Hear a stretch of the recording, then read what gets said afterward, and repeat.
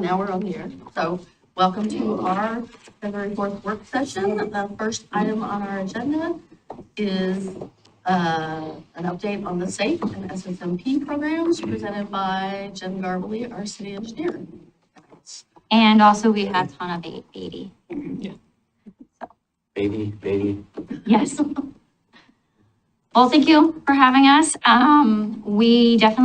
This is our annual update. We did it last spring, and so we're trying to do it a little bit earlier.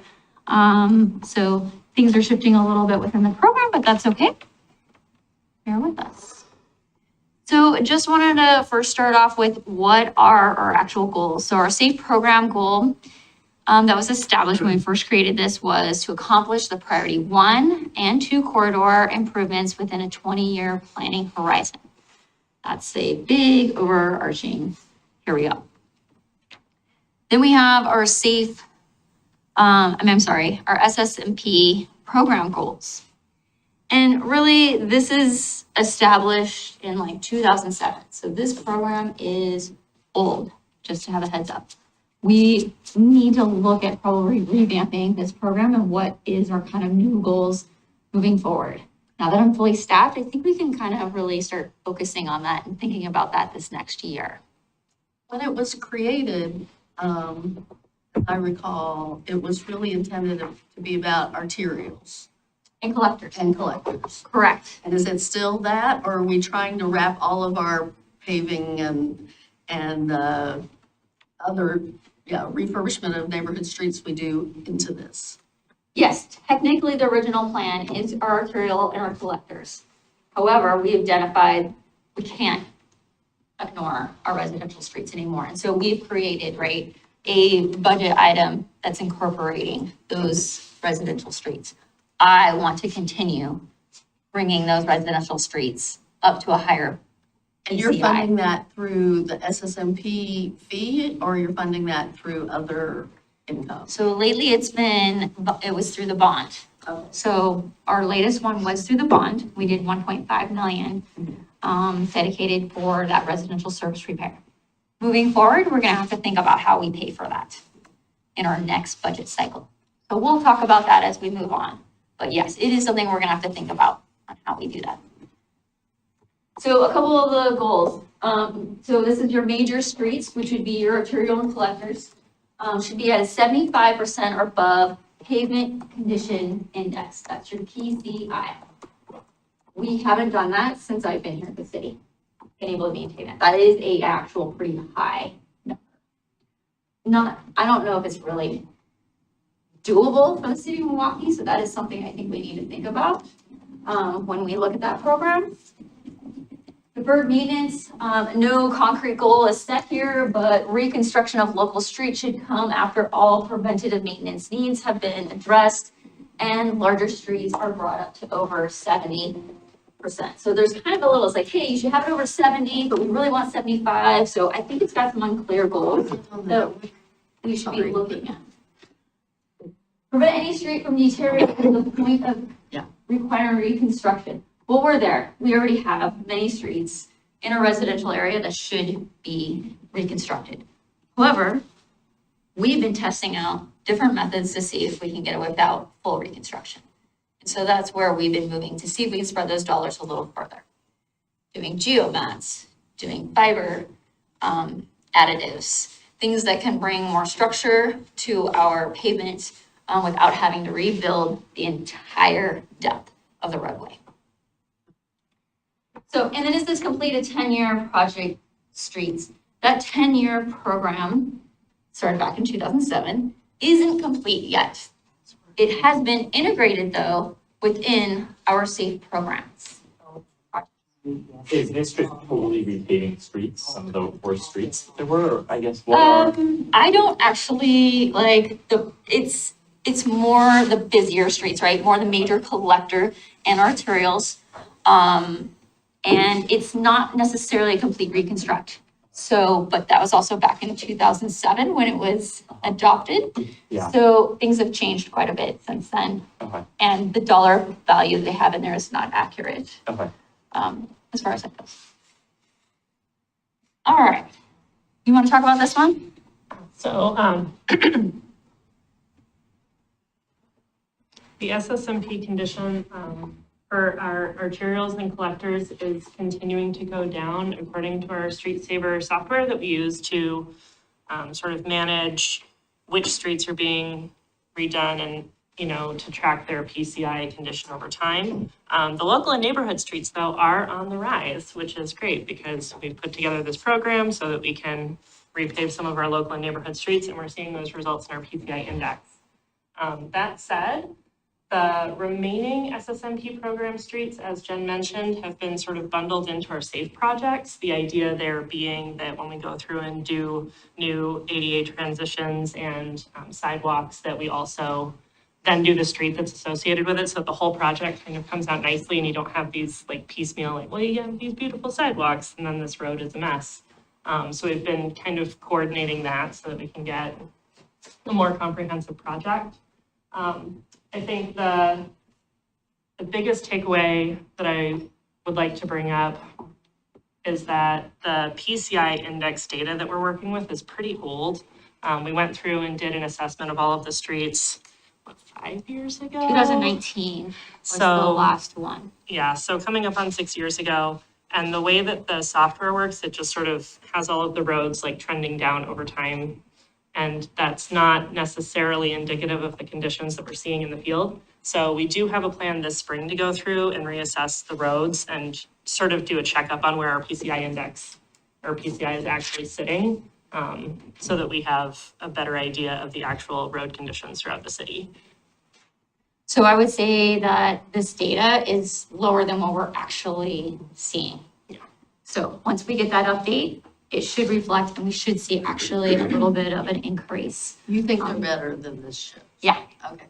I do. That's good. Yeah, the trend doesn't have enough data points to actually show what our trend should be. How much is our roads increasing over the time frame? So right now it just has this one data point and then some work that has been done over the last 6 years. And so it is trending steeper than I think it should be. So, Do you think that COVID had an impact on that, just less traffic on the roads, or? no, this is a straight software issue. No, I mean, just like, Yes, I would in say, I terms of mean, the conditions that you see now, did we get a little bit of a sure, like a reprieve? there was less people driving around as far as that goes. Although there's a lot more delivery trucks now. Yeah, That's more true. delivery, more construction. Very true. Yeah. How is the assessment done to get that rating? And is it really time intensive? Like across all of our roads, is it best to do that in phases? Or is it something that can be done all at once? So I've been trying to like actually see if we could do it in-house. The hard part is just not having staff time to be able to do it, being short-staffed hasn't worked. So I've been hoping we could do it over, a cycle that you're hitting up so many streets a year. It's 60 miles of roadway basically. And at this point, they will come in and probably for about 40 grand, be able to do that entire like analysis. It is a little bit complicated as far as like, staff is like nervous about, I don't know how to grade this, because it's a visual, but then you're also looking at cracks. You're also looking kind of what the edges are doing of the pavement. So I think we're also with that 40 grand, gonna get some training on also how to evaluate some of our streets. We still might not be at a spot where we can actually do the service ourselves, but at least it'll give us a better indication on what improvements we want to do as we move forward and evaluating if we think a street really does need to have reconstruction and we need to like not just pave over it. And I remember when I was at PMA, the hot topic was all the cool technology that was gonna come and make all this happen without any humans at all. And I'm sure as AI advances, it continues to be a hot topic. I don't think we're anywhere there yet, but have you heard anything like next Yes. decade, this will all be done by robots? There's a truck that can actually do a lot of the evaluations. Yeah. You run the truck through the city as far as like I don't know if the consultant is using that or not. It's a geotech Yeah. firm.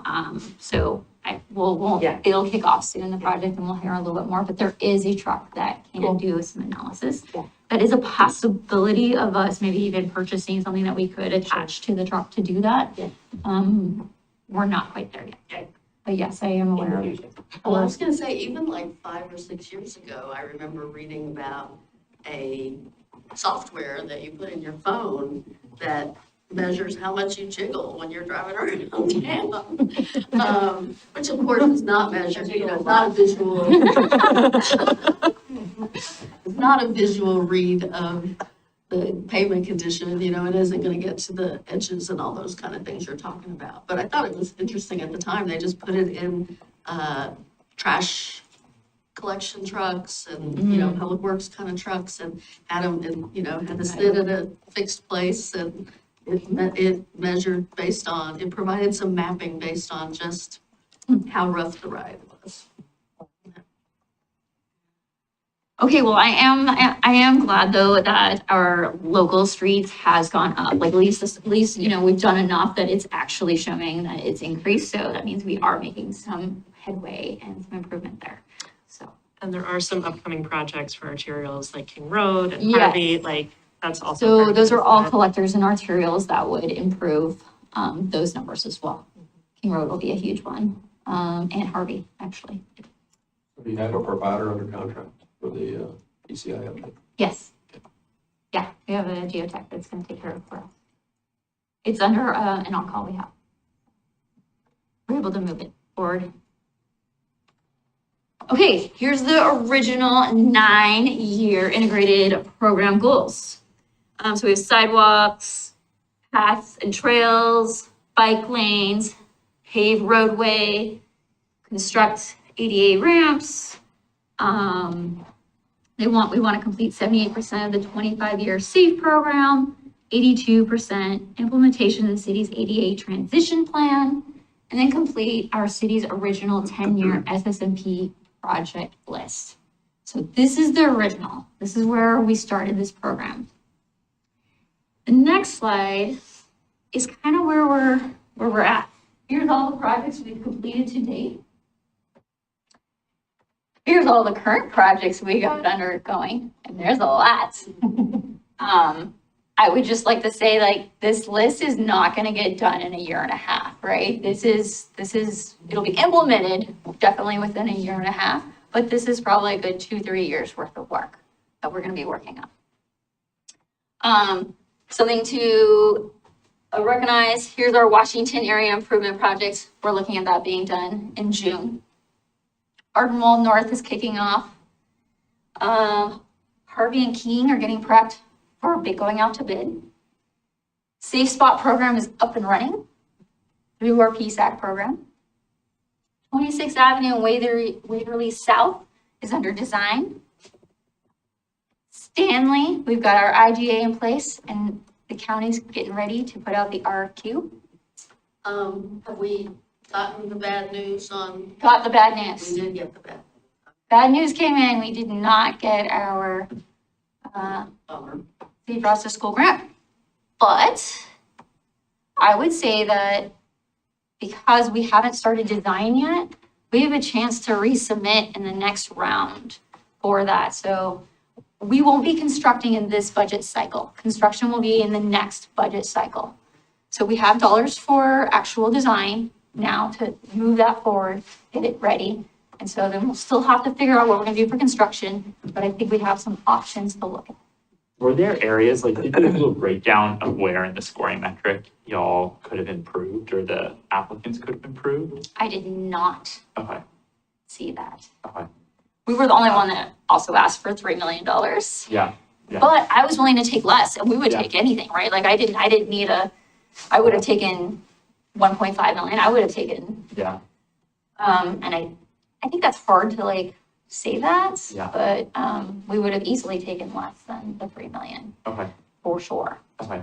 Was it the city that officially sent that in, or was it the City did. residents? Okay, okay, I worked very closely though with the residents. They Yeah. did help with that, but we reviewed everything as far as what went in. would it be helpful to have a breakdown of what, Sure. okay, I Are you, think yeah, because we're gonna resubmit it, right? Like, Yeah. how do I make that?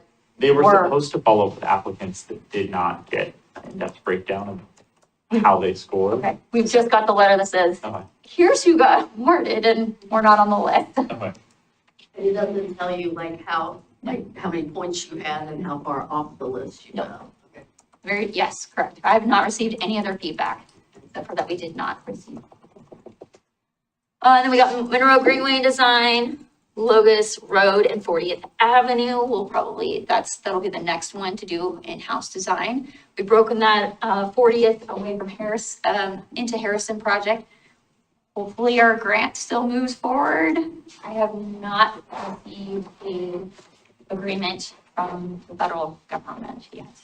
I keep hearing mixed reviews, like all grants have been put on hold, and then I've heard they're still moving forward with the SS4A. I have not received any communication yet, so I think no one knows at this point. So figures are still crossed. Have you heard anything else, Mayor? No, I have not heard anything else, but I wanted to ask about Monroe. Sure. Because there's federal money there, and actually, it's not your project, but the 224 paving that's supposed to happen this year. Is there any worry that we're gonna lose federal money there in either one of those? I have not heard about 224. They keep telling, I mean, they're getting ready to bid out, so Yeah, I was gonna say, when we saw Shelley last week, she was like, yeah, we're bidding that out. Or 2 weeks ago. So, that's probably under contract already, I would assume, which then they can't pull the actual contracts. Our issue with ours is we don't have an actual agreement yet, and so that's where it's been held up. is that true for Monroe as well? No. Our Monroe is under contract, Okay. and we're good to go as far as it goes. There's no issue at the moment for that. Here's the rest of the 9-year program that's unfunded. This is your, like, if you were to do a third tranche, this is the third tranche that was planned in the total 9-year program. A couple things to note is there is a couple projects that are in here that are on that SSMP 10-year list. So if we don't do these, that also doesn't get done. We're 20 years after it, and we haven't done anything on the 10-year list. Okay. Yes, that's where we're at, Mayor. This is where we're at. But, so, yeah. And maybe that needs a refresh, looking at what we're gonna do, right? And Jen, for clarity, the 9-year SAFE project list, when are we counting 9 years from? When was SAFE implemented? 2017? No, I mean, I would say this was adopted probably 2018. Okay. And then we needed about 2 years to get it started, Started. right? As Okay. far as that goes. So I say 9-year, it's really not a 9-year program. It's like, the SAFE program. It's the SAFE program, to be honest, but we kept calling it this 9-year list developed by Mayor Gamma at the time, right? Well, and even at the time of the second tranche, which was, what, 2021? Yeah, 22. 22. I mean, we were saying, staff was saying that it's an 11-year. It's gonna take, Yes. even if you tranche everything, even if you, do all 3 tranches, it's gonna be an 11-year. It's a lot to deliver. It's really was very ambitious, right? And how many projects can you have at once under construction? That's, you gotta be careful. This next summer, we've got quite a bit, I think, coming up. So here's a little update on each of the little projects that we have going on. Actually, some of them aren't little. For the Washington Street area improvements, they're doing water work right now. And then we're planning to do the rest of the construction this summer. We should be done by June. So we're actually looking, end of June, having everything buttoned up on Washington, which would be fantastic. That contract originally supposed to be done in October, so they're actually ahead of the game, which is just fabulous. It's been a big project. The water work we've identified needing a little bit more, as we found some really old infrastructure that doesn't work anymore. A lot of valves we can't actually shut off to be able to do some of the waterworks. So we're going back in and adding some extra valves that need to replace some old, almost 100 years old valves. So the PRV is going to be installed probably within the next like 2 weeks, which will be nice. But we have to finish off so we can shut down the area to be able to install the PRV. And so we've got a few more valves that are coming. I think the group has done a great job by notifying customers when we need to do a shutdown.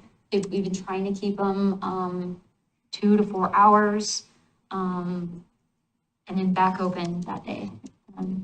So yeah. Jennifer, this is a in the weeds question, but, old valves certainly seize up. And valves need to be operated periodically. Do you or Public Works or something like that have an ongoing process that goes around and exercises all the waterworks apparatus? Yes, Public Works, that is, we only have Public Works do that work. Because you gotta be careful what valves you open and close within our system. What we have deficient though right now is some valves act as an actual, zone barrier. And really you should have a PRV in that situation. So part of our water work that we're gonna be doing in the next 5 years, right, is actually updating those zone breaks and putting in proper PRVs. So we can open and close valves where they should be. So some can't, some we have identified as actual issues in the field of they are either seized shut or they're open. And but there is a program. It's just a matter of now we have work to do. I live over here and near Century Park, they added a bunch of sidewalks. Is that a part of this plan? That's on 35th Street. So that's where that extra 0.2 miles of sidewalk comes from, but not all the roadway. They're not necessarily going to repave that area or.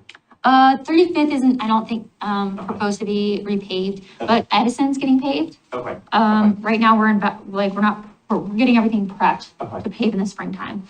The weather is just too cold right now to be paving. We're finishing up the water work. The concrete work is going to continue up Washington to 35th. There's a major tree on 35th. We're going to actually do a AC sidewalk there to protect that tree. It is beautiful. It is gorgeous. The concrete will basically damage the root system. So we're actually elevating it and bringing it back down with AC as well.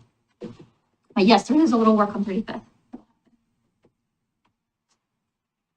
And then the Ardenwell North improvement, that is also, we're under contract with Landis and Landis. Yeah. And so that should be starting soon. Getting the Ardenwell North improvements underway. So same contractor as Washington, they won the bid, low bid. Another reminder, this was about $1 million under engineer's estimate. So there is some definitely contractors out there that are ready to do work. ODOT's not putting out nearly as much projects. My friend in Hillsborough had 18 contractors show up to a bid opening. So it's a really good time to bid right now. Can I ask a question? Yeah. A couple of years ago, a group of neighbors in the Llewellyn and Ardenwell neighborhood, they were young neighbors, met with transportation engineers at like kind of the crossing of 32nd and Roswell, right by the market. And they were asking. Oh, you're at 42nd. Oh, I'm sorry. 42nd Yeah, 42nd, Roswell. Yeah. So that's not part of this phase. What do you think? It May I is. ask a question about this? Yeah, Okay. I know where it's going. Do you? Yeah, Oh, we're yeah. installing a RFB at 42nd and Roswell as part of the Harvey project. So give me a Okay. second. You're gonna Anything, make a group of youth in North Milwaukee Yeah. very happy. so it's coming, That's it's coming. Any other questions on Ardwell North? They'll be doing the utility work first, and then they'll move to paving, and there's not a ton of sidewalk. This is a shared road with a mountable curb, and maintaining parking on the side streets of that. I will just say, there was something in our council, in our retreat package, maybe it was I don't remember if it was the comments from Engage or if it was the actual survey, but there was something calling for more streetlights. And this is an area where I really felt like it could use more streetlights, and I kind of raised that a couple of years ago. I did talk to one neighbor in the area who was like, I don't want more streetlights, but I just, kind of wanted to flag that for some of these projects that, we don't, I realize installing streetlights is not really what we do. We ask PGE to do it or whatever, but we did see that comment, and I just wanted to flag it. Thank you. All right, so Harvey Street. Yay. Okay, we are super close. I would say this is going out to bid in March. Right now, the cost estimate is looking right around the engineer's estimate, which there's no reason for us not to delay this. And with construction crews needing work, we might get another good bid here. So we will go out best value, as we had already come here to this table and talked about that. It will have an RFB at 42nd in Roswell. What does that stand for, Jen? Rapid flashing beacon. Awesome. So yes, I saw the easement go through for that on the one side that we need, so. Yeah. So what's the thing at the top? What's the little box of the? What box? That's not our, that's your Zoom. That's the Zoom. Oh, And it's looking at our presentation. Okay, Yeah, that's a Zoom screen. okay. It's an infinity box. We're in it, and then we're in it again, and then we're in it again, and then we're in it again. So it's Roswell, So I call this, Harvey across the bottom and 42nd is up? yeah, so Harvey is the major project, and then we added this extra leg onto it because it's so close to the project, right? So it made sense. 42nd, after we did the project, it really should have gotten a grinded inlay. That road surface is just not up to par. So we decided to add it here, pick up the RFB up here for Roswell. And then there's a little bit of water work that needs to happen all the way to Hell. And so picking that up. And there's a little bit of storm work that's gonna happen too with this project. And this is a major water infrastructure pipeline that goes in. So. King Road. Can you just say, when you say a major water pipeline, is that because the old one is bad or it's upsizing or what exactly? Usually all of the above. Yeah. So, Okay. yep. 100-year pipe Too small, and too small. not seismically and- sound. And it's one of our larger, so I think it's a 16-inch pipe going in. King Road. King Road, we just sent back all our 90% comments. We're prepping that for 100% and getting it ready for bid. We are a little higher on the engineer's estimate. We actually found an error, which was fantastic. Big props to the engineering team for finding that. And which has brought, at first I thought it was about a $2 million over. Now we're about $500,000 over our budget. I want to bid this out. I think this is a good time to bid it out and see if we can get it built. We might get it for cheaper than what we're estimating, which would be a big benefit to this. And we technically have the budget in this item. It does mean we have to think about Stanley in the future, but to have a project shelf ready to go, this is where we're looking at. Our 2025 SSMP project is currently being designed right now. We plan on putting out a slurry seal.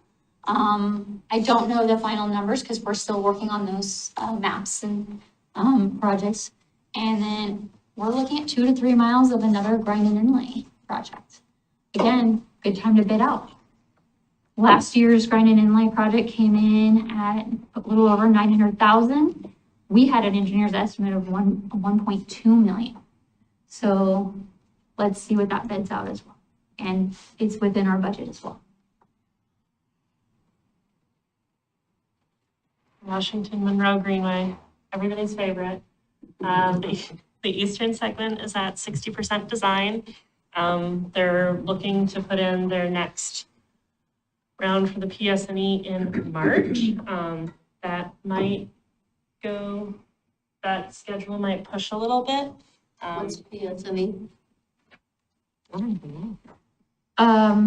Planning, Something design, PS. and E. It's their engineering process as far as, that goes. ODOT? This is ODOT. Yeah. ODOT. This is the segment, right, that we got Phase. Metro funds for that ODOT has to run. So we're in an ODOT process. Plan specification and estimate. Yeah. Thank you. Did you Google I that? Googled You that. Googled it. Thank you, Jeff. Thanks for the Yeah. Yeah. So plan specification and estimate, that schedule might push, reasons being that we did informally receive notice that we were granted an additional $1.5 million. It's not quite the 1.8 that we asked for, but we'll take it. And that'll be finalized in a few months. And so once that's finalized, we'll send out notice to everybody and let them know we got the additional funding, and we'll start seeing what aspects of the scope we can add back into the project. That was a piece of good news. Isn't there also the chance that that amount might go up a little bit or not anymore? If other people do Yeah. not take the money for some reason, like they decide. funding. Then they, so it's all Yeah. people that are already under federal funding, right, Oh, like okay. grants. So it's Yeah. not anyone new. Okay, This is a pre-existing project. okay. But if someone's, doesn't take it, then yes, I guess that technically could, but just plan on the 1.5 per month. Yeah. If we get Way- more, we'll take it. The way they did it, basically they looked at the entire amount of money that had been requested in the reallocation and realized that it was a little bit over their total budget. So they funded everybody at 80%. So if there's someone who's saying we needed the full amount or else we can't do it, then that money would go back into the pot. But I imagine most people will be like us, like, yes, please, we'll take it. And then the central segment, we finished the water line pipe burst at the end of last month. The sections going over the railroad are currently in design with one of our contractors, and then we're about to go out and put out an RFQ for the rest of the central segment, which would be technically 21st up to. Which is where we are getting state funds, which is the 1.5 million. A different one. A different, Yeah, a different. a different 1.5.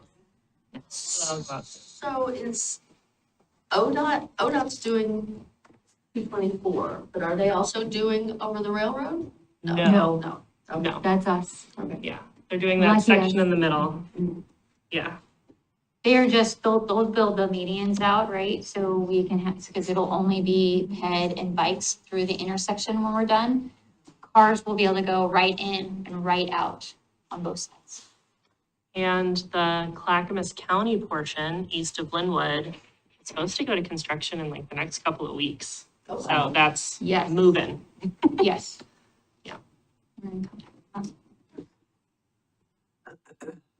All right, so we didn't get our Safe Routes to School grant.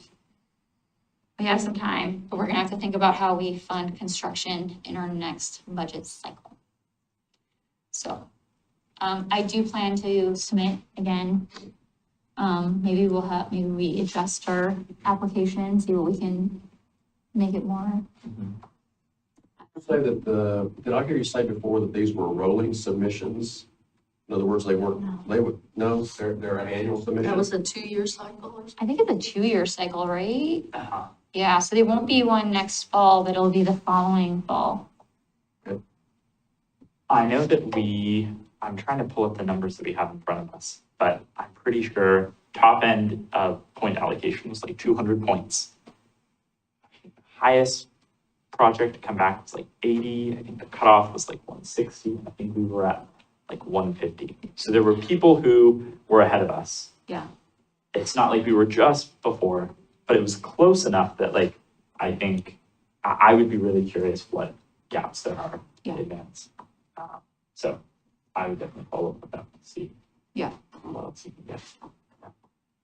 I mean, we may need to trim off like lowest improvements and find a way to fund that. Or maybe we match that piece or something or talk about that.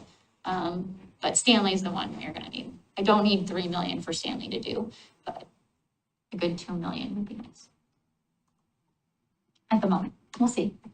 And sidewalk from sidewalk one side from King to Johnson Creek. A side path, 8-foot side path. So that would be for bikes and pedestrians. And not trying to get across the creek, not building a bridge across the Yeah, creek. the bridge is gonna get built. The county, it's in the county's portion, so they are actually, that's funded. Okay. So the boundary's a little funky on Stanley, for using, county revitalization dollars. And it goes in and out on Stanley, so, we don't go all the way to Johnson Creek, so we have to cover a portion of it, to Johnson Creek. And then a portion on the north side, to get up to King Road. So, yeah. Great. So that's gonna move forward with design, and then, we'll know more about where we're sitting at cost, as we get, further down that process. They are hiring a consultant to do this work, so that's gonna be a good year and a half before we're ready to go out to bid. So do we know, so we don't know how much total ballpark figure of the unfunded projects we would need, right? We won't know that till later. Or is The there an estimate? entire unfunded, no, I did not calculate that. Sorry, I did No, not. you're fine. I did I was not just curious. pull that number together. Stanley, I could tell you how much we need for Stanley. But How much we need for them? we need about 2 million for Stanley. Two? As a rough. I mean, Yeah. I would take obviously 2.5, but I think we could make do with 2. Let's say three, keep it even. Yeah. So. All right, so here is our proposed kind of plan moving forward.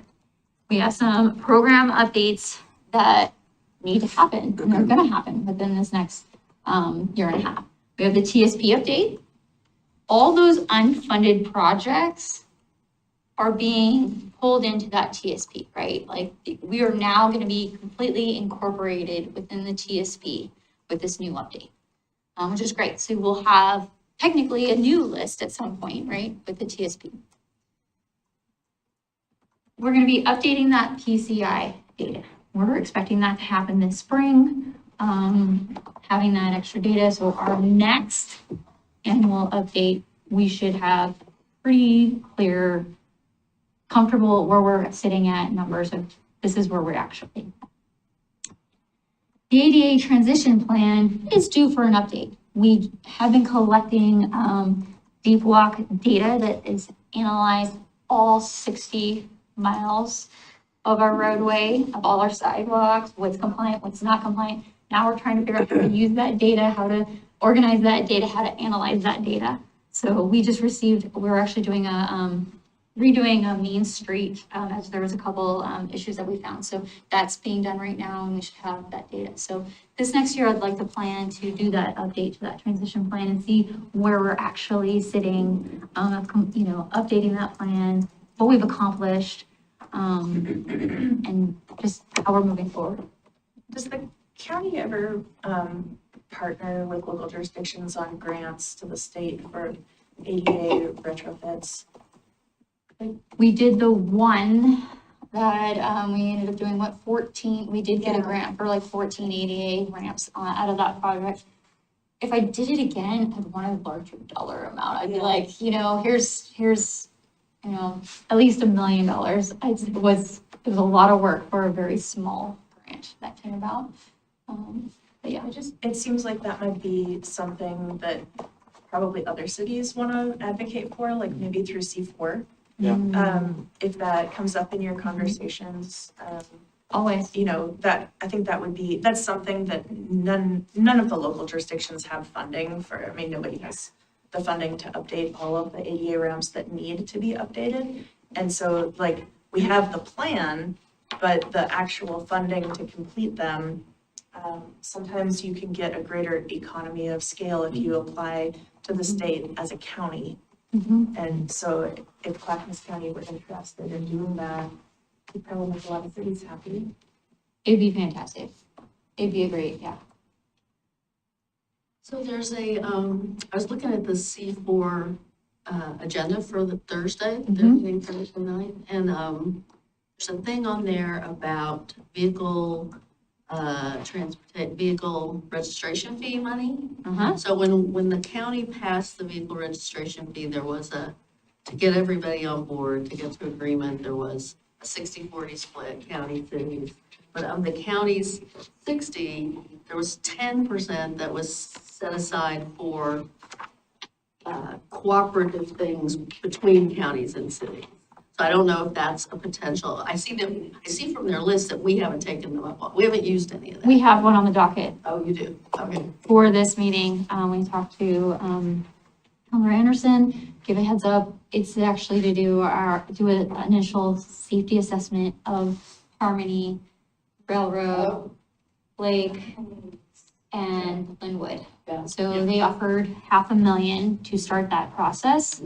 And so it should be on the docket for February 6th. Oh, okay. And it could be a slightly different pool of money that they're pulling it from, but I don't remember exactly what the pool of money. He was just like, I'll give you $500,000. We said, we'll take it. Yeah. We'll totally take it. So the next piece of this is my staff recommendations to move projects forward. So in the past, we've gone out for this huge, $20 million tranche of bond money. And yes, I mean, it's nice to know that you have that money there, but at the same time, we could be a little more organized on how we do this. And so I'd like to propose, first, we're continuing to seek out grant opportunities. That's just one of the facets we're continuing looking at. It does mean certain projects meet those grant requirements. So certain projects are gonna, rise to the top if we go out for those grants.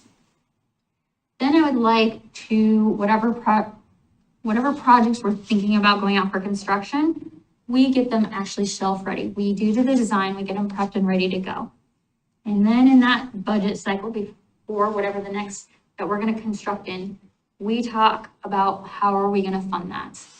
And so per biennium budget, we decide if we need additional funds to build this. Either are we getting a grant? Are we going out for debt? Or is it getting shelved longer and we're not moving it forward? So that's kind of my proposal. What are your thoughts on that? Can I chime in just really quickly? The proposal, that's the staff recommendation for all the reasons Jen said. I think it's a very disciplined and organized way to move, our transportation CIP forward and in line with our biennium process. The last bullet she's got up there is the structural adjustment that we've talked to you about in previous budget conversations and at the retreat last week about.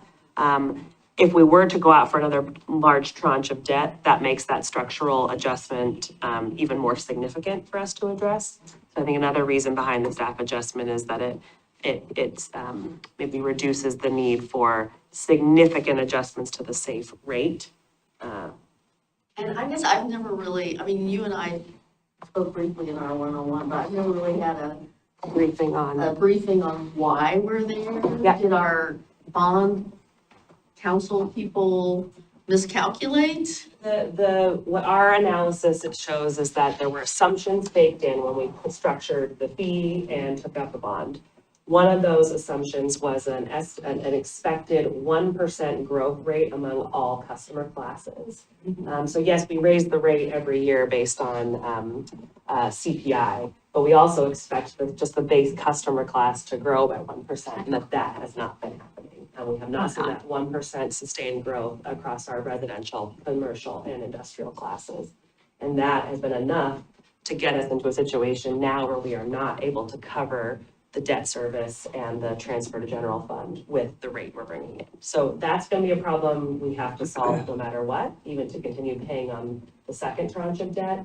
But if we take a third tranche, that will be an even bigger gap to fill, so. And help me understand, it was just the commercial and industrial where we really fell short of that 1%? I believe so, and we're planning, it might have been residential as well. I think it's residential as well. Interesting. We're not growing nearly as fast as I think they predicted, to be honest. Really? With all these apartments? Yeah. Yeah. It was a pretty, yeah. Or over like, through the water master plan, we noticed that we added a growth in there but the previous growth was like 0.2%. And we're really not, so we might be at 0.3, 0.4 right now, but we're not Well, I mean, we've anywhere. added 1,500 units in 10 years. Yeah. So that's a lot. That's a lot more than 1%. Are they also all full? They're not. Yeah. So it's growing slower than we anticipated. We'll bring in much more data about this structural issue, to the, not this coming budget committee meeting, but probably the following one, where we're talking about fee schedule, adjustments, and dig into this deeper. But when Jen opened that question of sort of how do you feel about this, I wanted to make sure that full picture of why we're making the recommendation for, a slightly more measured approach to how we bite off pieces of the SAFE program moving forward. So I guess one of my questions is, I like the idea of making the projects, project ready closer to a start date rather than having this big hunk of money out here. Yeah. I think that, I like that, but then when we start talking about bringing those two things together again, then you're looking for a pot of money every couple of years. Yep. Okay? And especially if you have to go out for debt, going out in, admittedly small increments, but frequently could pose a problem. And I think what we would be saying is, I don't think we are proposing funding a lot of these with debt going forward. Yeah, I agree. That's sort of the worst case scenario. Right. But it is a scenario. But I do think, it makes sense to me to finish that big bubble of projects you're already working on. Maybe our interest rates, maybe over the next, by the end of the biennium, our interest rates will come down. Maybe if we need to go out for debt, this doesn't seem like a great time to go out for debt. So I'm fine. Well, we'll keep in touch as far as like what's going on, what's happening. I'll have more information on how, Harvey and King Road bid out. That I think will provide us some good, data as far as where we're sitting with the rest of the bond money and how much more I can, get out of that bond package. I think the other thing to keep in mind, and I don't know how it plays into SAFE versus SSMP in terms of how we can spend it, but the state transportation package is probably going to result in more income for us, right? I think so, but I would ask it like this, if the city got $500,000 more a year, is that really making an impact, or? I will take any money I Okay. can. I guess if you had $500,000 more a year, is it going to project? It's really, where would that go? I'd probably right now put it towards SSMP because we're so far behind on SSMP. Yeah. Just bringing our roads up before they fail, right, completely, I think is important. So, yeah. But definitely, we could easily do throw that into grind and inlay or, grind and inlay is where we're at right now. We can do only so much with slurry seal. We've been keeping up the last couple of years, which has been great. So now it's the streets that are beyond slurry seal that we need to focus on. Yeah. You can go ahead. Oh, my husband said he can pick her up, so. Okay, all right.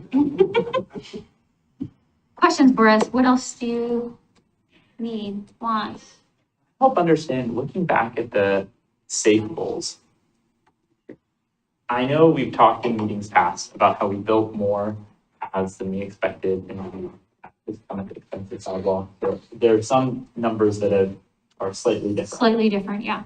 But it seems like they're like, for the bike lanes or the 78% of 25-year projects, or like for all of these, did we set goals that were just far too ambitious? No, I think we just changed kind of how we wanted to build it, right? So like, instead of building more bike lanes, we're building more side paths. Yeah. And then I think, that wasn't really a vision when we set up this program, right? I think it was more like trails in Kronberg Park was the thought Yeah. of like, that's a trail, right? So in parks, a trail, or connecting somewhere with a trail Yeah. was the vision there, and not actually putting these side paths on Linwood and like King Road. Yeah. And so we just, through design, we felt this was a safer route instead of putting bike lanes on Linwood where people are driving, 35 plus miles per hour. I'd say traffic design best practice also changed in that decade. Exactly. Yeah, Definitely. yeah.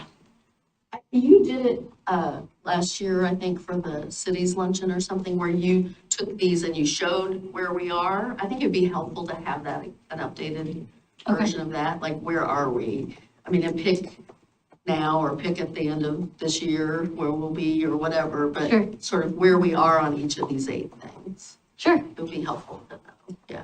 not a problem. That can be something we can definitely put together as we start talking about our next CIP, Yeah. the budget process. You know, thinking back, a few years back, we used to see, articles in the pilot about SAFE and what was going on. It seemed maybe like that was the first tranche. Have we been doing that lately?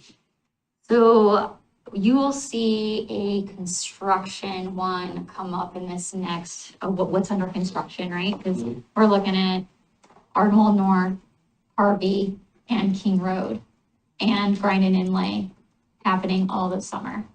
So that's a significant project. So you're gonna see that, and then we've been doing individual project updates in the pilot articles as we have information about them. So, Well, everyone likes to complain about roads and sidewalks, but I think that, it spends a lot of great work on it, and it continues. And you just can't do it and expect people to recognize it. So I would just urge you to, get out of the mode of being humble and getting it all out there, because I think it's a success story. And, but you gotta get it out there or people will forget about it.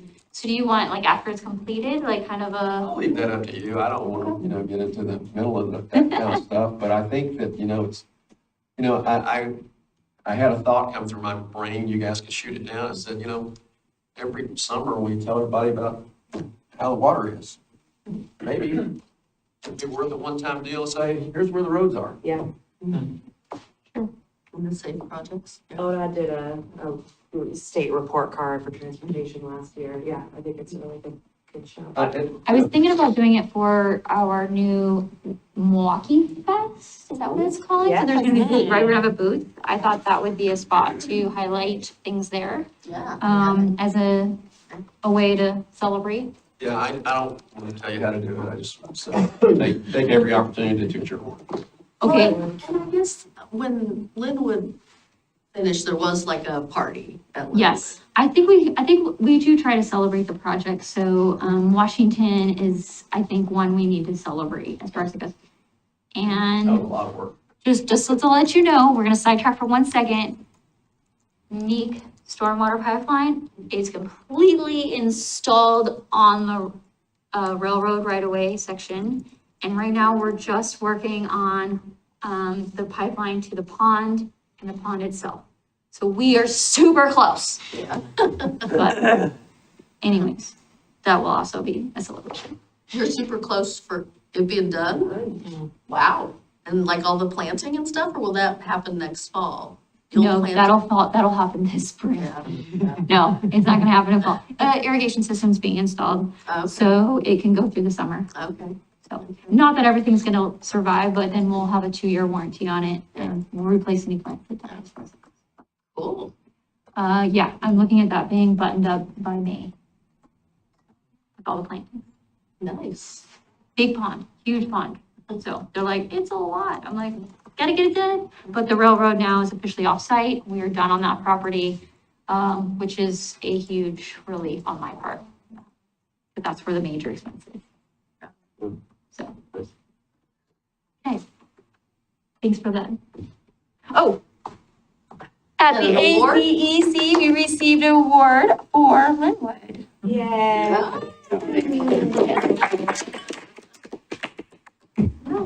I was gonna ask if there's any more butt you can't kick, or that you can kick, but I guess that answers it.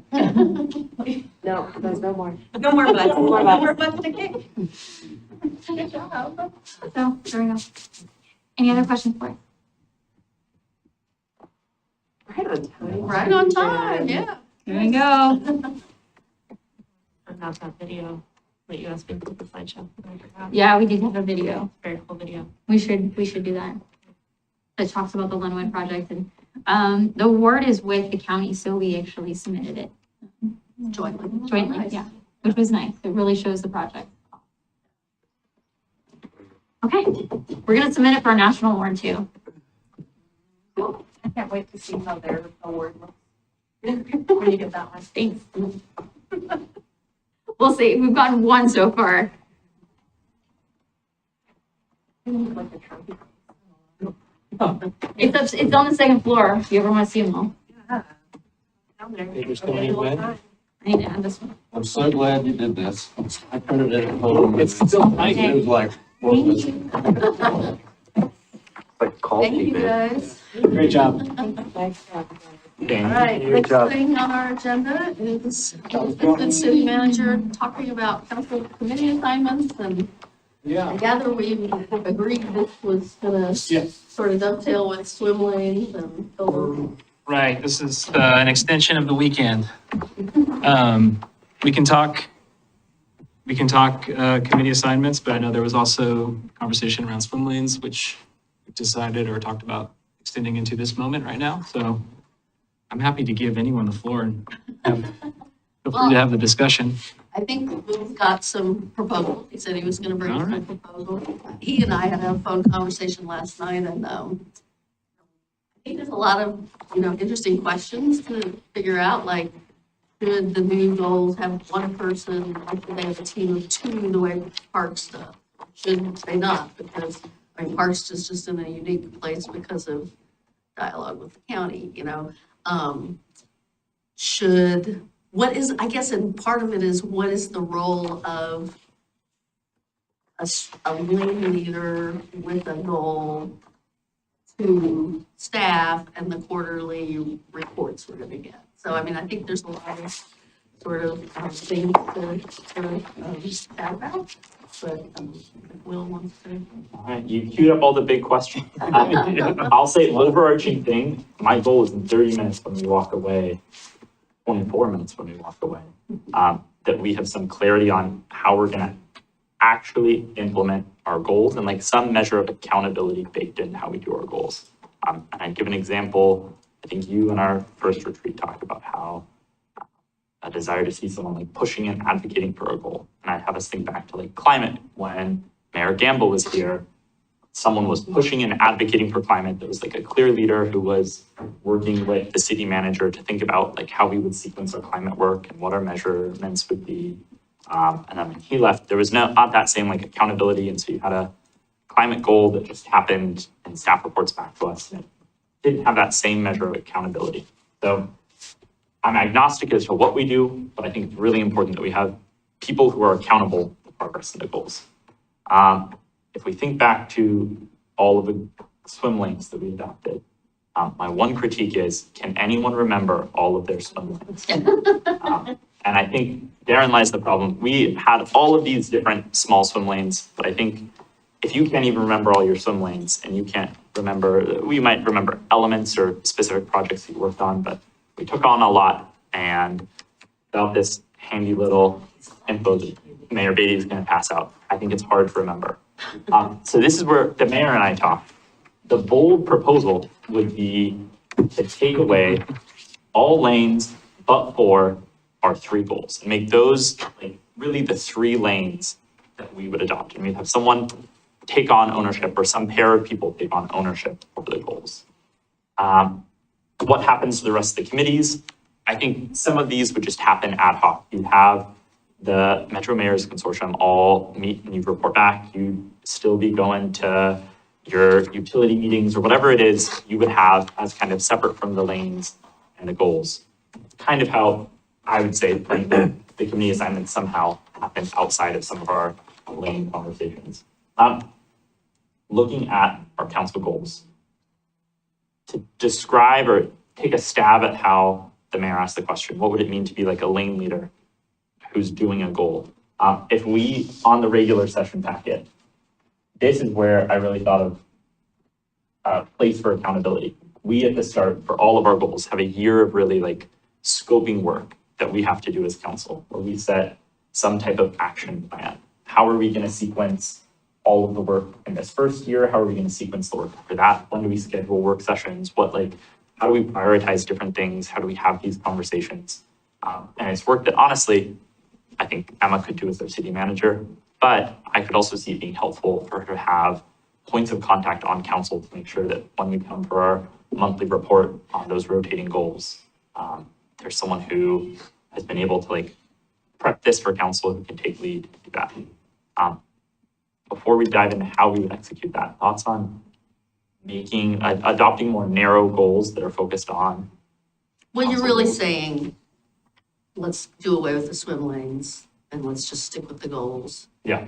And I mean, I'm actually not averse to that personally, but we just have to recognize there are other things that are covered by these swim lanes and covered by these committees, right? And sort of how we, maybe we all just pitch in where we want to pitch in. Yeah. And what motivates us. We don't have an official swim lane. I don't have a strong feeling about that. I'd be curious to hear what other people.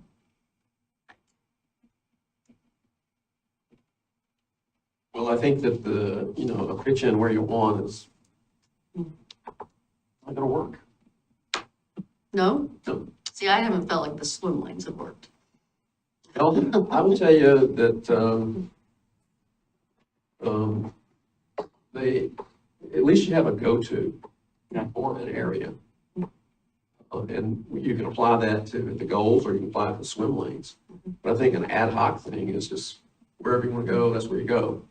Well, ad hoc outside the goals. The goals would be the goals. They would have their system. I'm just saying the things that aren't goals that are on this. So ad hoc would only apply to the non-goal areas, is that what I'm hearing? Yeah. And So does that mean, I get to pick where I go outside of the goals? I think I might say, I'm just trying to understand what's being said. Yeah. I think it's and we're supposed to talk about legislation later, but like on the legislation, tracking legislation, I have been the one the last 2 sessions to bring most of the letters. And, I think these lane leaders should be the ones tracking. If we keep lane leaders, they should be the ones tracking what's going on in the legislature in their lane, right? And deciding if something warrants bringing a letter to council to consider, right? Yeah, I would agree with you that probably, maybe some of this, I don't want to speak for you, but if there's some dissatisfaction with the way that the lanes are set up, is that maybe I'm not handling my lane the way that you expect me to, or the way that you would do it. And so, we had a discussion about this. We had this discussion, about this, and I think that, we can align that, about expectations within the lane or within the goals. I don't really care. But I think that there, one of the ideas of the swim lanes is you'd be an advocate. You would become very knowledgeable on that particular subject, and you'd be an advocate for, the city's interest in that particular subject area, and that kind of thing. And we've probably had some successes there. I to the left, and some swing and misses, I'm sure. Let me, maybe to throw something out there, 2 proposals of what this would look like, and then we can hash out the details of how people would engage with lanes. I could see this going one of 2 ways. One is there are 2 people per goal, and we're all assigned some combination that fits where 2 people are covering each goal. The 2 people would be responsible for meeting with Emma to develop what that council goal action plan is. And what that would involve is like figuring out what metrics we're using to somehow assess if we're making progress to our goals. Let's take parks. What is our green space goal? What is our Milwaukie Bay Park goal? These 2 would scope out like over the next year, how are we sequencing conversations? Does it make sense to have a conversation about NCPRD and Milwaukie Bay Park before we have a conversation about possible funding for Milwaukie Bay Park? When is it most appropriate to sequence certain things, and how do we want to do this strategically? I think it's challenging then to bring on other people into the lane, and so likely what would happen is all responsibilities in the lane are either divvied between the 2, or you would agree that someone just takes point on it and someone else could get involved in the lane. That's option 1. Before you go on, so you use the word goals a lot, Sure. okay? Yeah. And I think there's 3 goals, and if you start talking about everything else being a goal within that, I get confused. Sure. And so are we really talking about tasks underneath the goal? Yeah, I'd say A tasks. series of and tasks. people. let's take Milwaukie Bay or Parks as a realistic example. If over the next year, we need to do a bond measure, someone needs, like, I think to be accountable as a council, we need to make sure that someone's taking point on the bond measure, thinking through all these elements, thinking through how we're gonna have a strategy, how we decide, when we make that decision, how we sequence this all out, who is assigned to that, I think is something that like would be left to these 2 people to figure out, assign amongst themselves and figure out some type of accountability. That would be a task that goes towards this thing, and they would identify all those. I understand, it was just a nomenclature issue Yeah. with me. But I'm throwing out all sorts of words. goals. Boldly. So, I mean, Goldly. some of those, you know, if there's a bond measure, it's an all, that's a decision we have to make as a group. Yeah. And it's probably an all hands on deck thing to try and advocate for it. So maybe wasn't the greatest example, but I guess I'm having trouble understanding whether what you're proposing is impinging on what staff should be doing or helpful to what staff sees as what they should be doing. Sure. I think that's for Emma. Yeah, I think that having a person to sit with me in the one-on-ones and say, hey, here's our forecaster coming up, here's, some things we want to get on, be sort of an accountability buddy for me and for the team, but also, to kind of think through things, that's great. Direction needs to happen from the dais. And as a collective. So I think it's finding those milestones to bring back the collective conversation. And then trust from this body that the planning to get us prepared for those conversations happens by the lane leader with the city manager.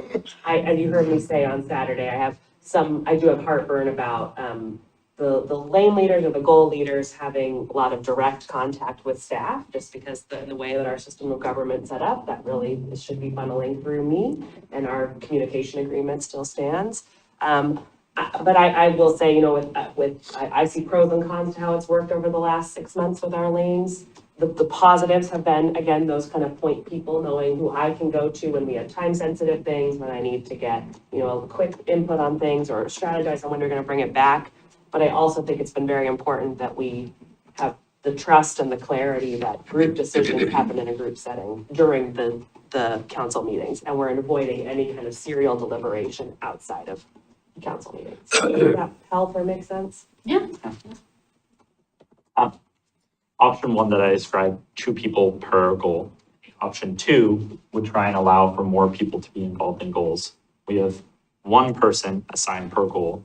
I think the 3 of you would each take a goal. And I think there are 3 clear goals that each of you could take, where you are the person putting together the council action plan for the goal.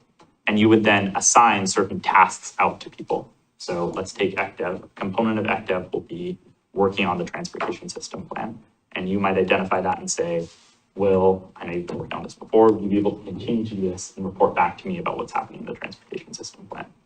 That way, someone is monitoring the accountability of all the different tasks that are happening. And then as you meet with Emma, you can interface there.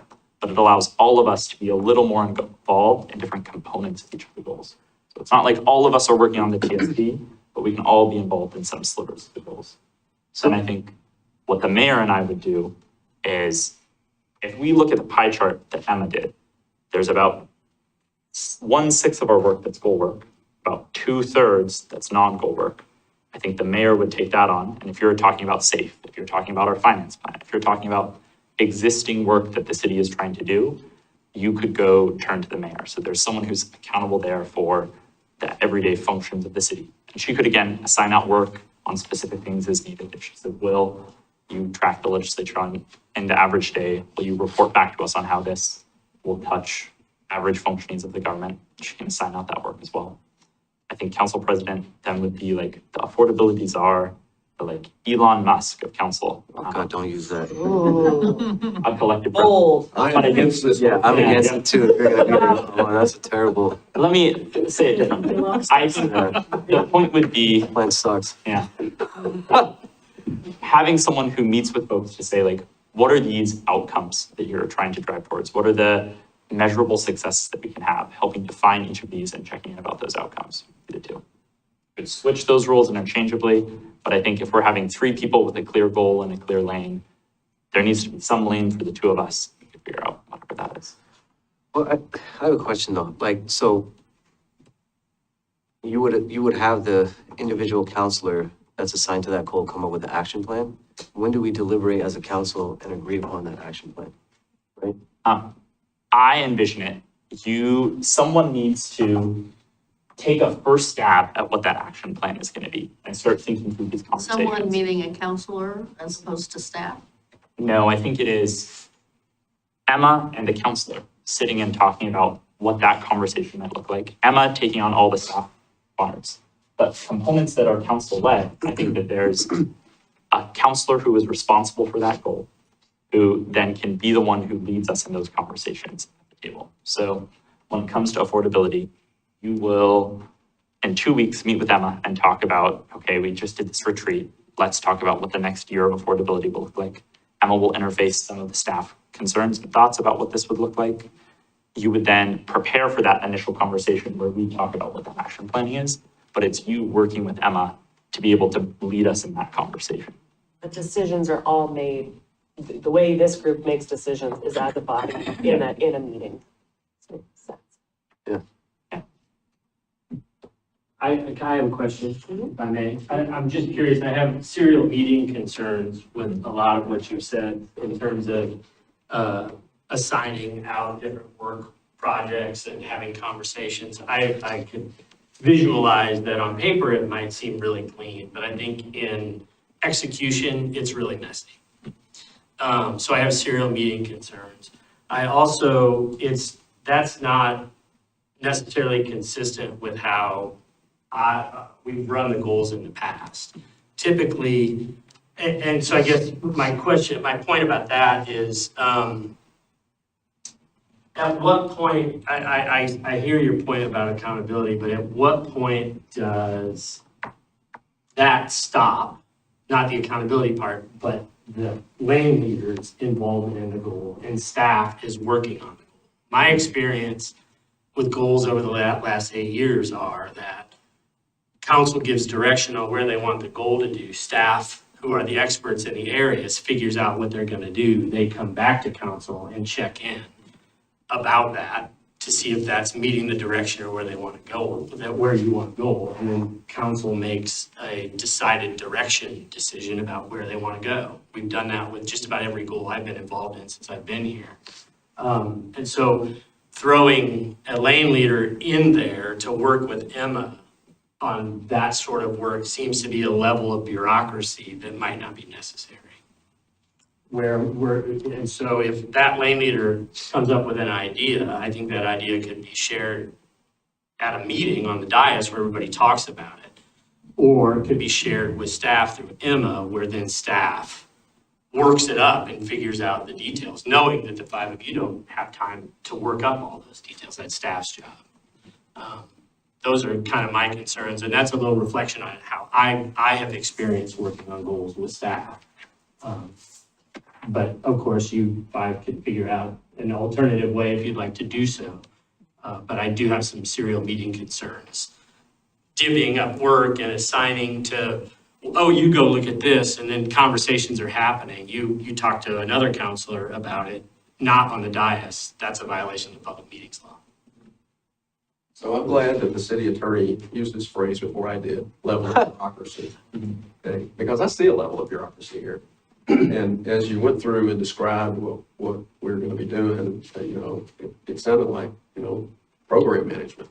And so I left the offsites thinking that we need to have, at least on our part, more of a level of accountability on advocacy and outreach, rather than intricacies of goal execution. And so, I'm not sure that even fits in with our form of government. It just seems like we're getting very involved. And I will tell you something. I asked Emma on Monday how many hours a week she's working. He's going to come back to bite me. And so I'd be concerned that we're adding to that burden. I want to call out one thing in the pages printed in front of you. I don't think we're in this meeting, we're going to have time to go through community assignments, and we'll find more time to talk about that as a group. But one thing we added to this matrix is this far column that was policy areas.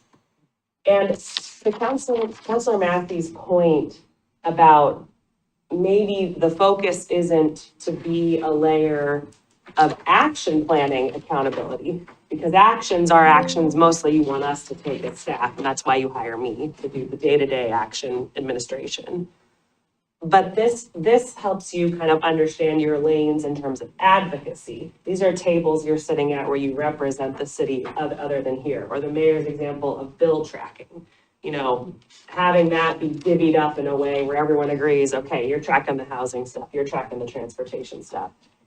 That might be, I know, Will, you laid out two options. That might be option 3 is you still think about how you can categorize those advocacy spaces you're in a little bit and assign those out across you.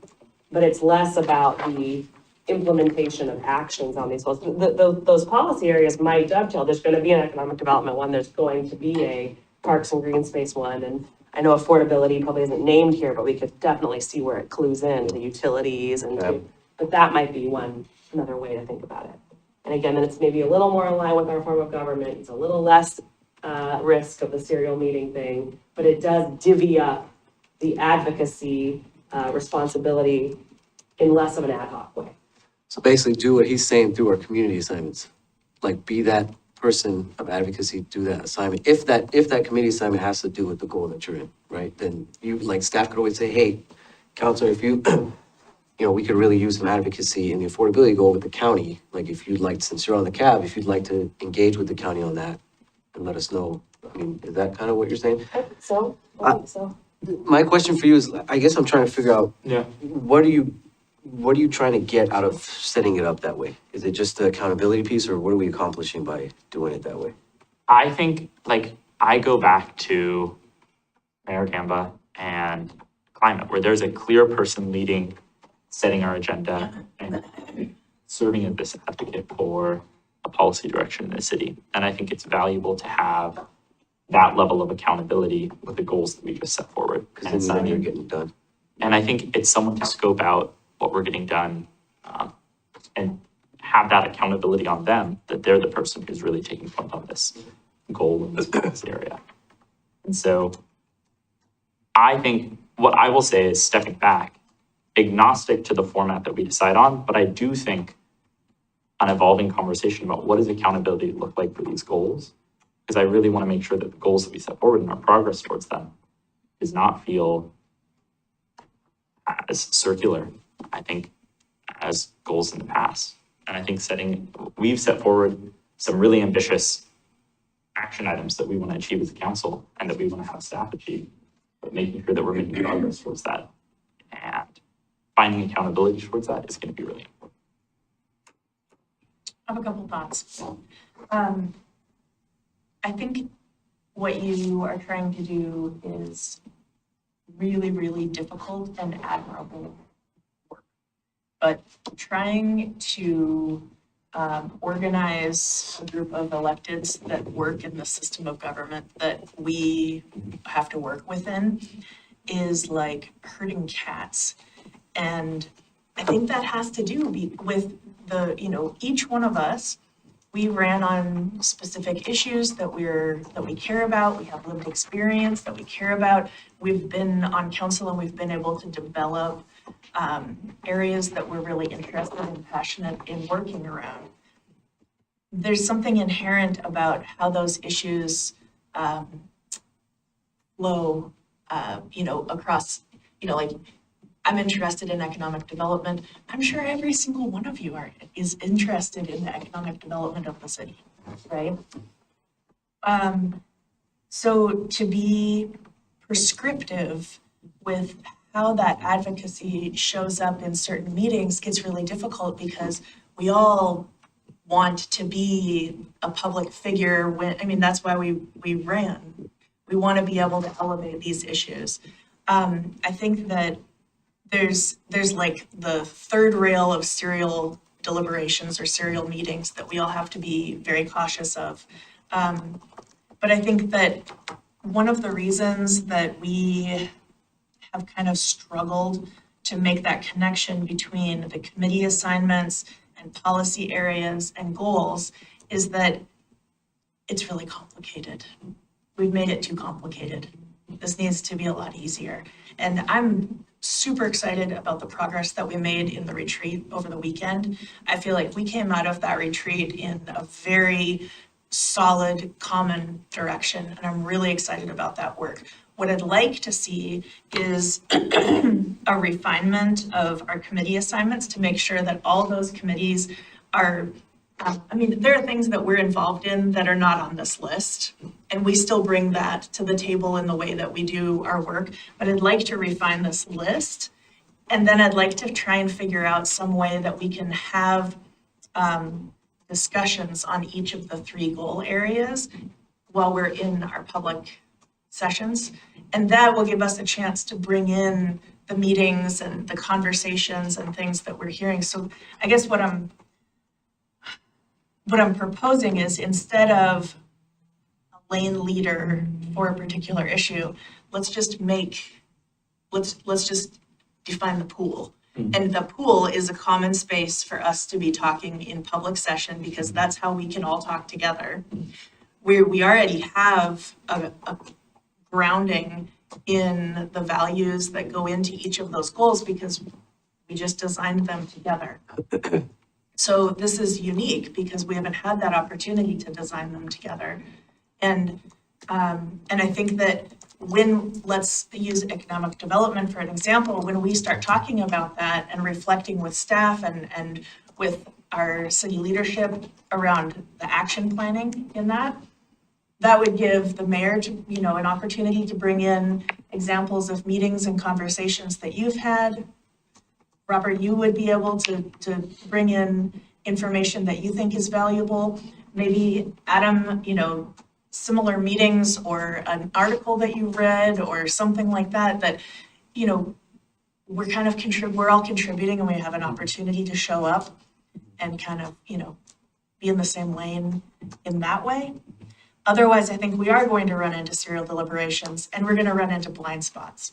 Yeah. And the blind spots are what have actually, in my opinion, made it really difficult for us to have swim lanes and topic leaders, because we're all involved in different ways in the community, and all these topics do overlap for the people that we serve. So are you suggesting, like, we use council reports to talk about each, like, are we, it sounded to me like you're suggesting something more than the once a quarter kind of staff-led discussion we were. I think, I think if we need to structure it in a way, it'd be kind of like, we have legislative conversation during the legislative session. Otherwise, it just comes up, right? So maybe we have time for goal discussion, and then we have an opportunity to share updates and share thoughts and how things are kind of moving along. And then every quarter, we're gonna really get into the meat of it. But I just don't, I don't know about the rest of you, but the amount of time that we have in these meetings, in the subcommittee meetings, in other, meetings that we have in the community, I find, it's hard to make all of that work. Yeah, and I think this is really, there's a lot about what you're saying that makes a ton of sense to me. I also will call out that there are 3 city committees that correspond, we talked about this on Saturday, with your goals. Yeah. The MRCAC, the PARB, and the QUAC, the Citizen Utility Advisory Committee. Right now, we have a counselor who attends PARB. We have a counselor who chairs MRCAC. We don't have a counselor who attends the QUAC because the QUAC is half a budget committee, but I think we could explore that. That might be one way where it's a little less than the goal leader, but it is a liaison responsibility. And then in that, more frequent than the quarterly updates, if something big comes up, PARB talked about this, I wanna make sure you know this, it's relevant to our parks and green space goals, or QUAC was really digging into utility rates last week, wanna give a quick update on that. That might be one way to bridge this. And then again, I love how you said, it's no longer lanes, it's pools, and we've got lots of people can swim in the pools, but it has to happen during swim lesson Pool hours. times. Pool time. Open lanes, swim. open swim. I just want to mention, in your example, Yeah. we have a MRCAC meeting coming up at the end of this month. Yeah. So as the chair of that committee, you better bet I'm finding time to talk with Joseph Yeah. about the agenda for that, where we've been talking about membership of that. We've been talking about how to best represent the new business organizations that have popped up since the last time the MRCAC came about, and so I'm having those discussions, and if we had a common time to talk about economic development and as part of an update, I would be happy to get input from you all about that and talk about those updates just in open swim.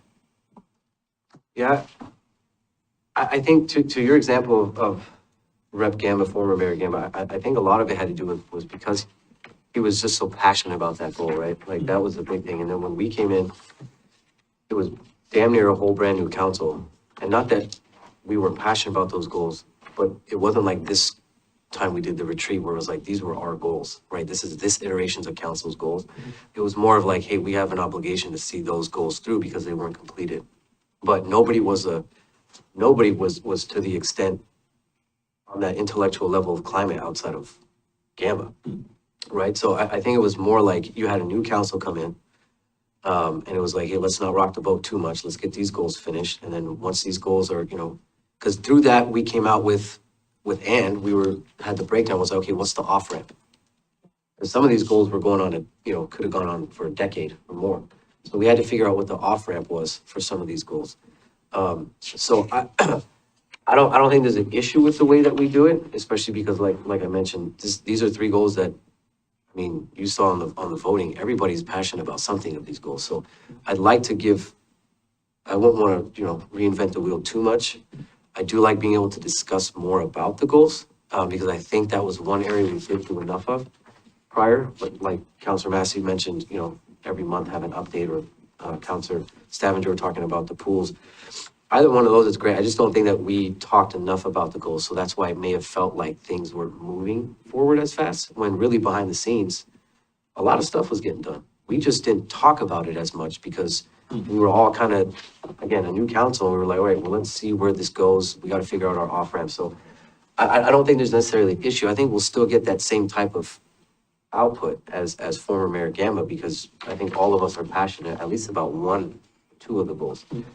And yeah, I agree. I think we just need more time, more opportunities to discuss what's happening in those goals and, you know, how each of us can make sure that it gets handled. But I wouldn't want to put any additional pressure on staff or make staff or Emma feel like we're stepping on toes or give Justin, you know, heartburn. We always do. I know, that's why I'm trying to, That's our job. I'm trying to, Also, Try to keep 'em alive. I think it bears reference that the climate goal, while Mark was the big champion of it, it involved the development of the climate action plan, which was a large Oh, that's right. community-led thing, which then directed the action. A lot of Mark's involvement was involved because he was working with staff to advocate for things in the legislature, and he had the connections at some of the folks that he was talking about. So when we were looking at green tariffs and a variety of other things, he kind of plugged Natalie, our former natural resource environmental person, into that.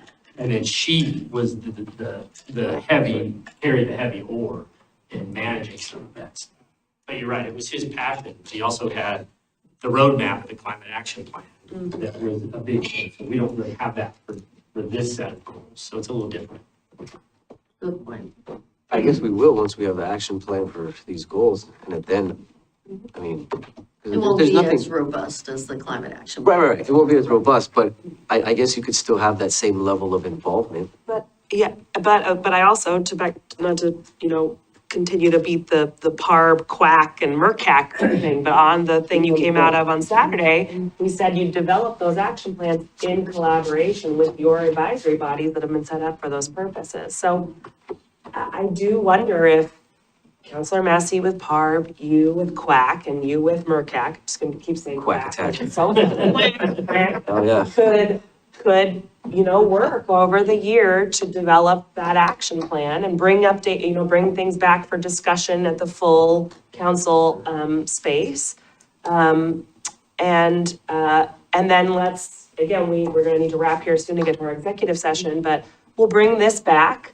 We can bucket it in different ways. We can slice and dice. Well, are you suggesting that, I mean, are people wanting to change committee assignments? Are you suggesting that this new column at the end suggests some realignments we should make? I'm fine with my committee assignments, I guess I'd say. Fantastic. And I should say, this was added last time we updated this. So this isn't a new thing. This was back when we were updated this after Will was first sworn in and did some swim lane stuff. But this is exactly as it looked last time you saw it. I guess that was September 3rd. It works for us if it works for you. Yeah, I wouldn't leave any of mine. Yeah.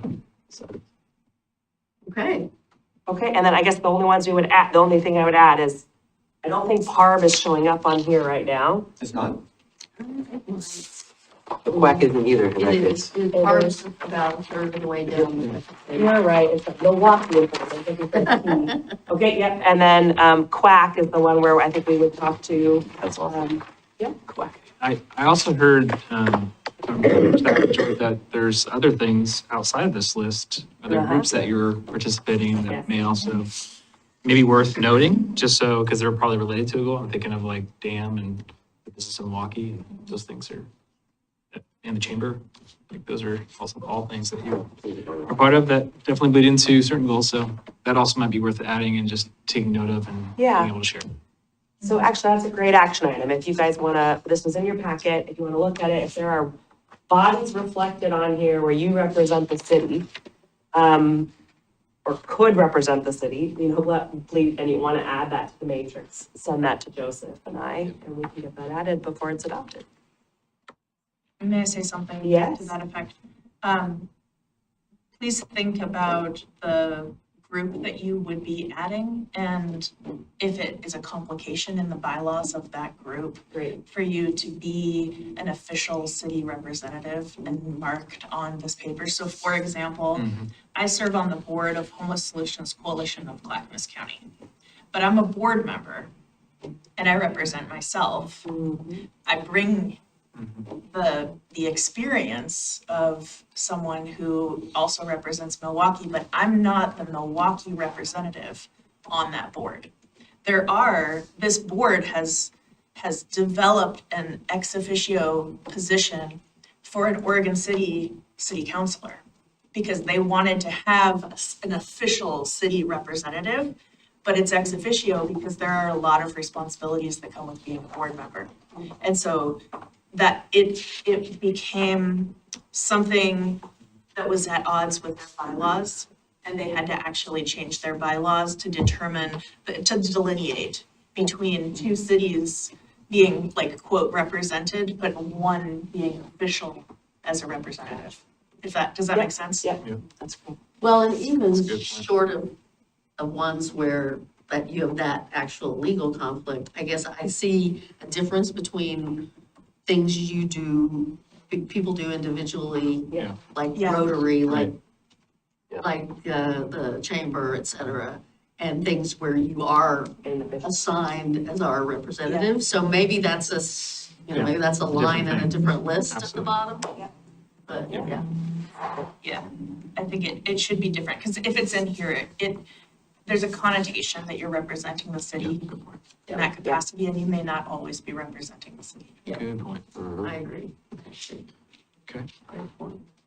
Before we wrap this up, I want to, honor that Will put a lot of thought into proposals that he brought here. Will, have you felt heard? Have you been able to say your pieces you wanted to say? And I will say accountability for whatever we do really matters to me. And so as we put together, I think that to me is slightly unanswered. And I want us to continue to think about that, but it doesn't have to come in this process. I'm agnostic about how it happens. It doesn't have to be lanes, it doesn't have to be committees. But I think that is a theme that we should all think about a lot for these goals. Sure. What I will do, I think we are officially maybe waving goodbye to swim lanes. I think we will stop saying the word swim lanes. Which was sad, but Well, I don't know that we decided that. We decided not to have goal lanes, but I think it's okay, if they're gonna be vestigial swim lanes, I think it's better to cut them on. moving to the pool. I know. The lanes are coming out of the pool. What I'm gonna do, we're gonna start putting, we don't have work session time open until April. That's actually great, because that's Q2 of the calendar year. So we're starting, Scott and I, to put in, every month, a different goal, for quarterly going forward. And I will start working with Councilor Massey, Councilor Savanjord, and Councilor Kosarabadi in our one-on-ones to talk about when's your next time you're meeting with the committee? Can you talk to them about the goal? Can you talk to them a little bit about the draft action plan? And how should we start running that first work session? What's kind of I want it to feel pretty templated, at least the beginning, for the accountability piece, so that we're really making sure we're making progress and moving things through. But I think that'll be we'll try this out and see how it goes that first quarter we're in action. Okay. Great.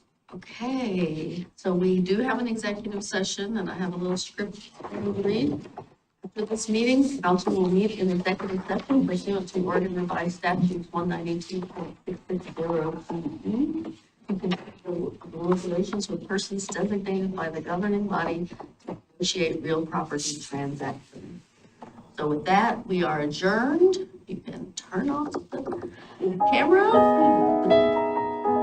We will be in the Bing Cherry room, and the pizza is there. So